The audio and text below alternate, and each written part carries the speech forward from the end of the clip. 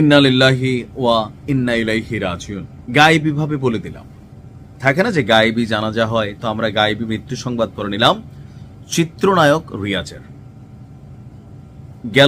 গতকালকে সারা বাংলাদেশের বিভিন্ন জায়গায় একটা আলোচনা তৈরি হয়েছিল যে চিত্রনায়ক রিয়াজ মারা গেছেন, এমনকি তার মৃত্যুর পক্ষে বিপক্ষে বিভিন্ন ধরনের সত্য মিথ্যা গুজব সম্পর্কিত নিউজ সোশ্যাল মিডিয়াতে ছড়িয়ে পড়েছে। তো আজকে আমি আমার ভিডিওতে আপনাদের কাছে বিষয়টা পরিষ্কার করব যে চিত্রনায়ক রিয়াজ কি বেঁচে আছেন না মরে গেছেন। প্রথমত এটা আমরা এখনো কেউ জানি না। কেন জানি না? কারণ 5ই আগস্টের রাজনৈতিক প্রেক্ষাপট পরিবর্তনের পর চিত্রনায়ক রিয়াজের অবস্থান নিয়ে ধোঁয়াশা এবং কুয়াশা দুইটাই দেখা দিয়েছে। তিনি কি বাংলাদেশে আছেন? থাকলে কোথায় আছেন?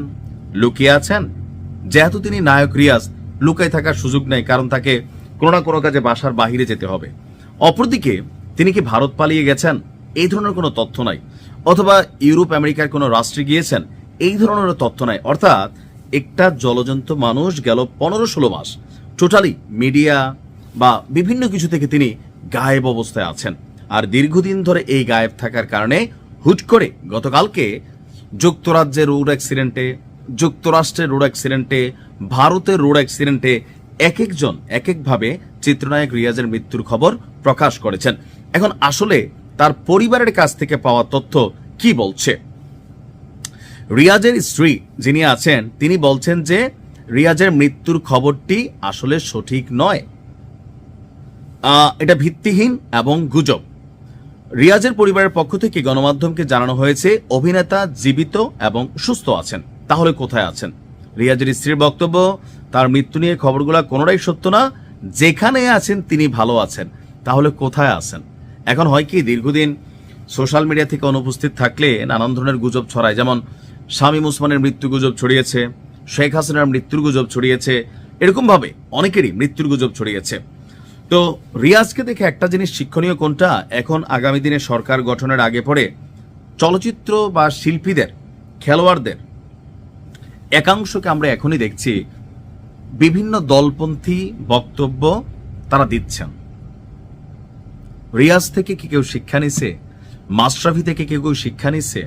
অথবা ধরেন কি বলা হয় যে সাকিব আল হাসান থেকে কি কেউ শিক্ষা নিছে? নেয় নাই। একসময় এই রিয়াজ আপনার আওয়ামী লীগের সাংস্কৃতিক উপকমিটির সদস্য হিসাবে দলের নানান কর্মসূচিতে অংশ নিয়েছেন। নির্বাচনী প্রচারণা, ভোটের প্রচারণা, তারপর হচ্ছে শেখ হাসিনার জয়গান, আওয়ামী লীগের জয়গান বা সরকারের পক্ষে বিভিন্ন সময় তারা বিভিন্ন রকম বক্তব্য দিয়েছেন, বিভিন্ন প্রোগ্রামে উপস্থিত হয়েছিলেন। এমনকি সর্বশেষ গত জুলাই আগস্টে ছাত্র জনতার অভ্যুত্থানের সময় যেই আন্দোলন চলছিল, তো সেই আন্দোলন চলাকালীন অবস্থায়ও আপনার বিটিভি এবং এফডিসিতে অনুষ্ঠিত মানববন্ধনের অন্যতম নেতৃত্ব দিয়েছিলেন চিত্রনায়ক রিয়াজ।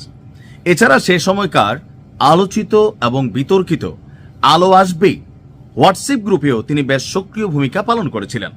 তো শেখ হাসিনার পতনের পরপর তিনি লাপাত্তা হয়ে গেছেন।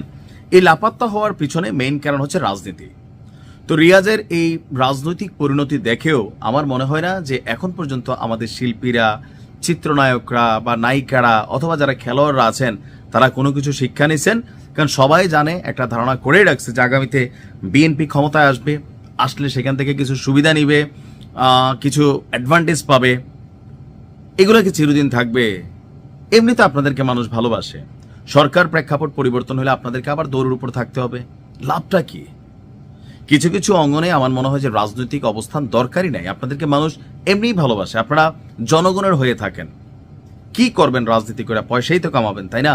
কিন্তু দেখেন রিয়াজের আজকে কি পরিণতি, একটু শিক্ষা নেই। ভালো থাকেন।